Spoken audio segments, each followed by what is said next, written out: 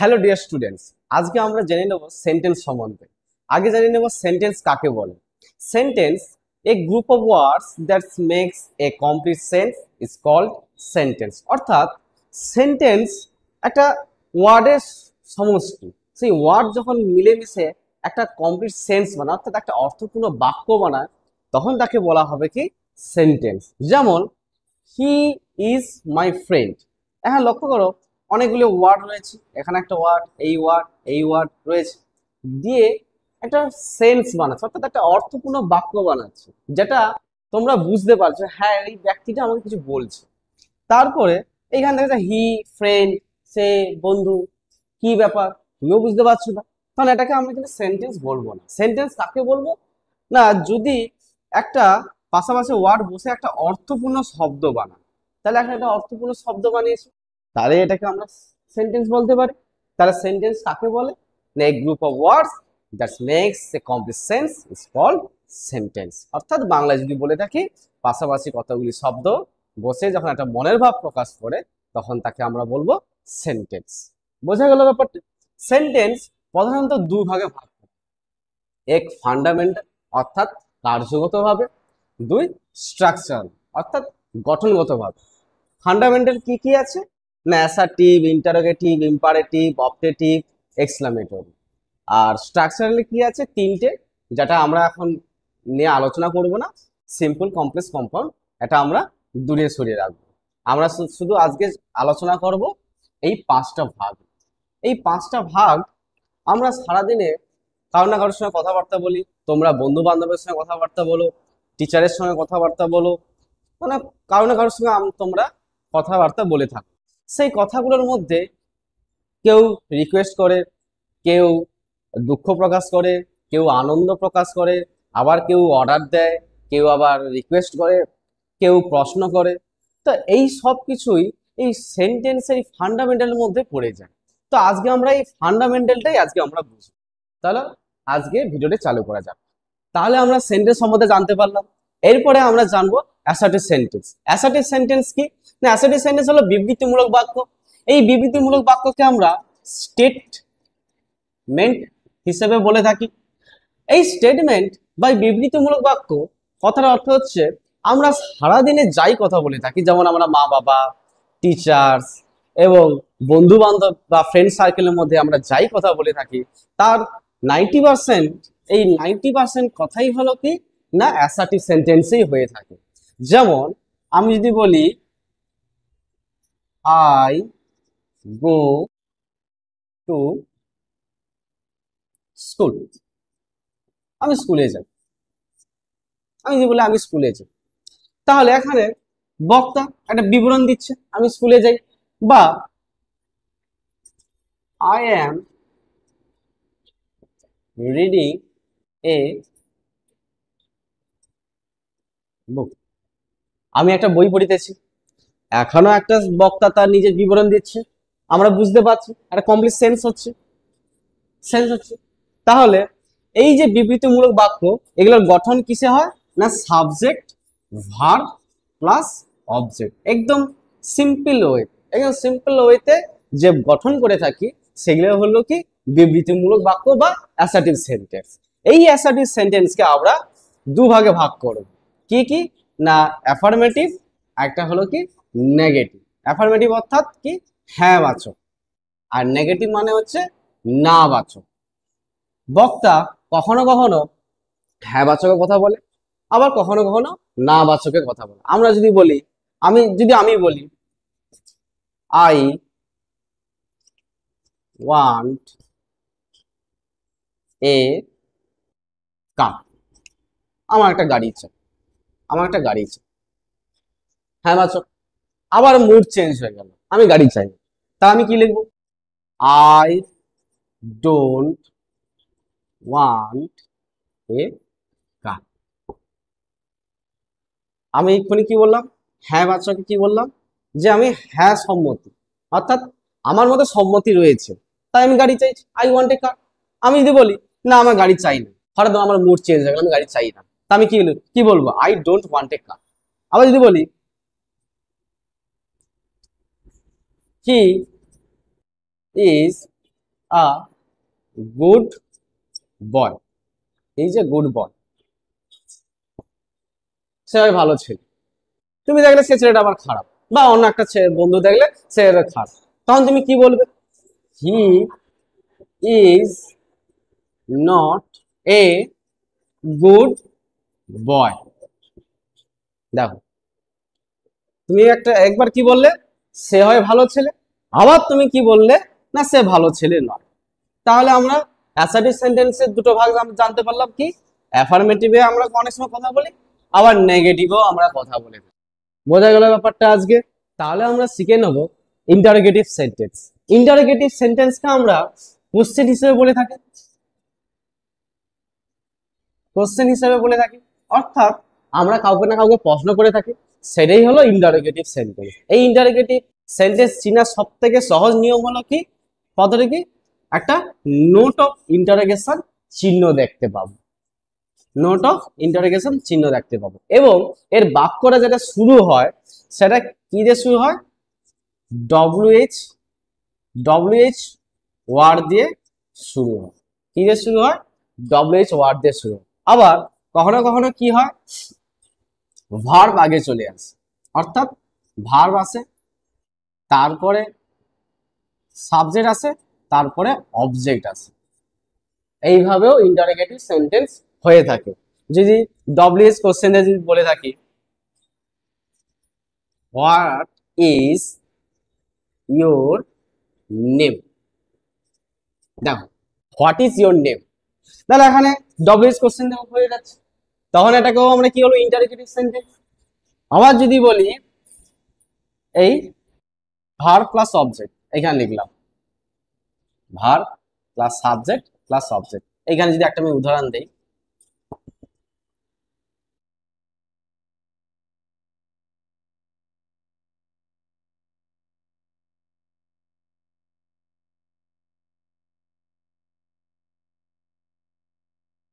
দেখো is see your brother, তা সে কি তোমার ভাই? তাহলে এখানে কি এই ইজটা কি হলো?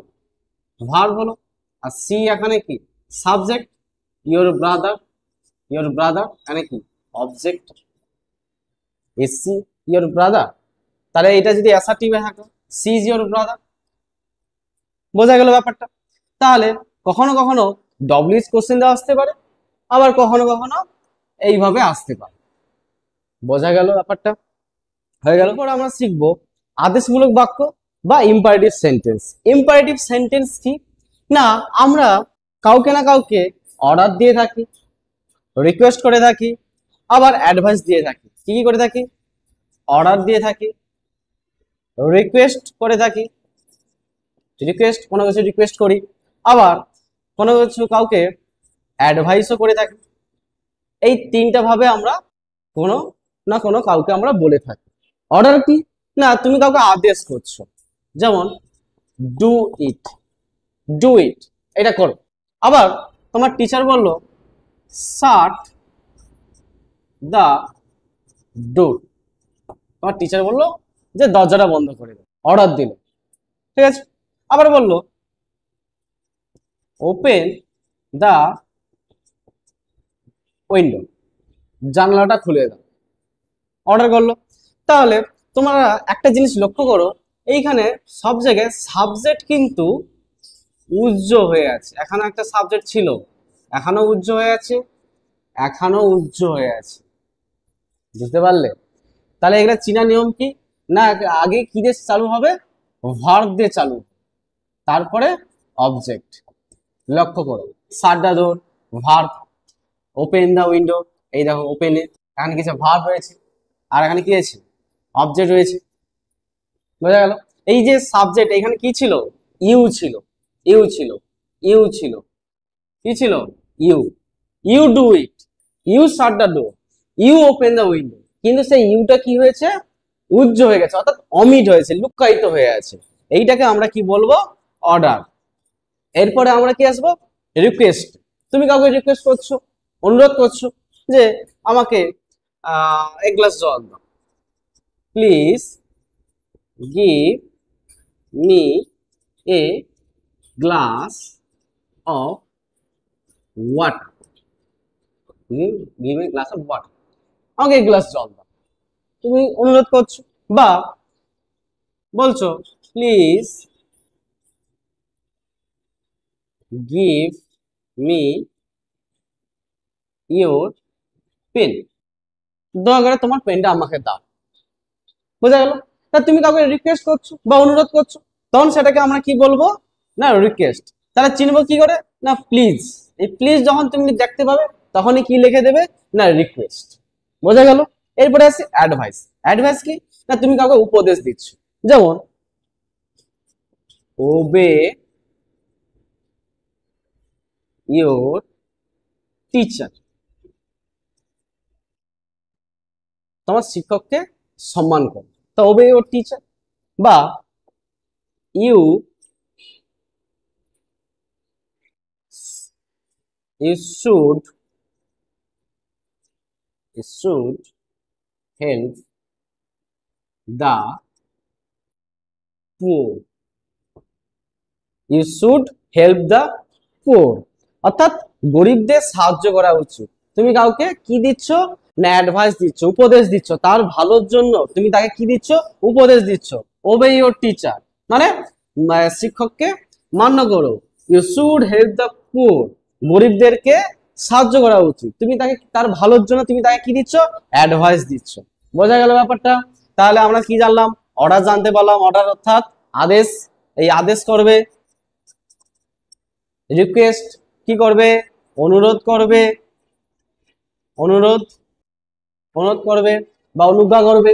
আরেকটা কি রয়েছে? অ্যাডভাইস মানে উপদেশ দেবে, উপদেশ দেবে। তাই এই ইম্পারেটিভ সেন্টেন্সে এই তিনটে মেন স্ট্রাকচার কি কি রয়েছে? আদেশ, অনুরোধ এবং উপদেশ। বোঝা গেল ব্যাপারটা?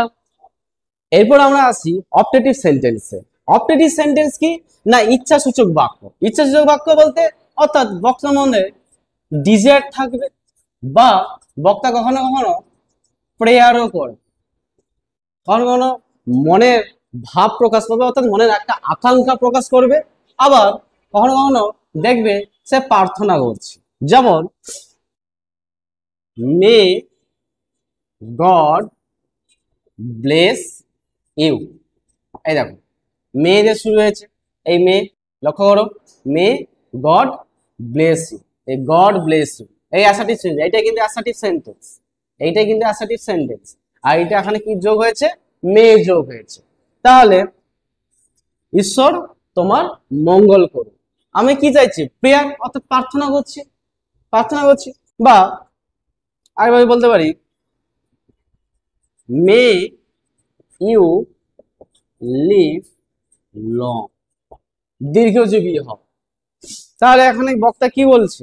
না এখানে তার প্রেয়ার করছে, প্রেয়ার করছে। May you live long, may you live long, এইটা হচ্ছে আমাদের অ্যাসার্টিভ সেন্টেন্স। আর এই মেটা যোগ হয়েছে। বক্তা কি করছে? প্রেয়ার করছে, বা তার মনের মধ্যে একটা ডিজায়ার, আকাঙ্ক্ষা রয়েছে যে তুমি দীর্ঘজীবী হও। এইটাকে আমরা কি বলবো? ইচ্ছাসূচক বাক্য। এবারে আসি 5 নম্বর যে সেন্টেন্সটি, এক্সক্লামেটরি সেন্টেন্স। এক্সক্লামেটরি সেন্টেন্স কি? না বক্তার মধ্যে মধ্যে একটা কি ইমোশন থাকবে, ইমোশন। ইমোশন অর্থাৎ ইমোশন অনেক রকম হয়ে থাকতে পারে। হ্যাপি হতে পারে, হ্যাপি হতে পারে, স্যাড হতে পারে, জয়ফুল হতে পারে,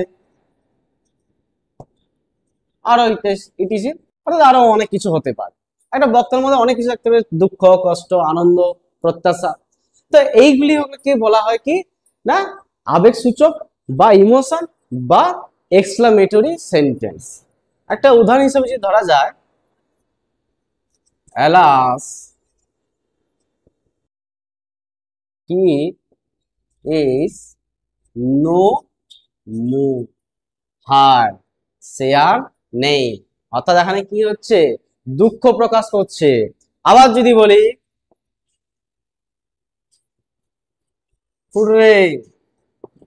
we have won the match, আনন্দে বলছে হুররে আমরা আজকে ম্যাচটা জিতে গেছি। এখানে কি হচ্ছে? আনন্দ, একটা হ্যাপি ফিল হচ্ছে। চেয়ারফুল হচ্ছে 3 number, has.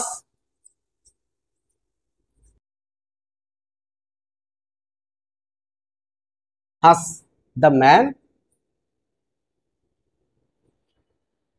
Is sleeping.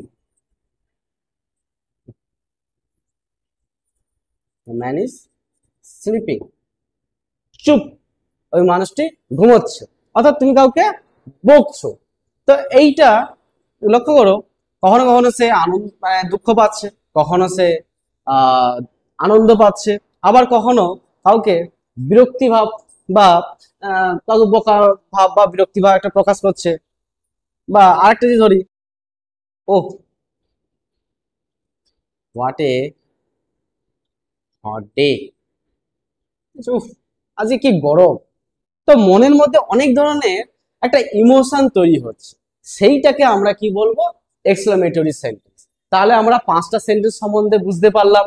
Assertive sentence, তারপর রয়েছে ইন্টারোগেটিভ সেন্টেন্স, তারপরে রয়েছে ইম্পারেটিভ সেন্টেন্স, তারপরে অবজেক্টিভ সেন্টেন্স এবং শেষে এক্সক্লেমেটরি সেন্টেন্স। আশা করি তোমরা আজকে বুঝতে পেরেছো। এরপরে দেখা হচ্ছে নেক্সট ক্লাসে।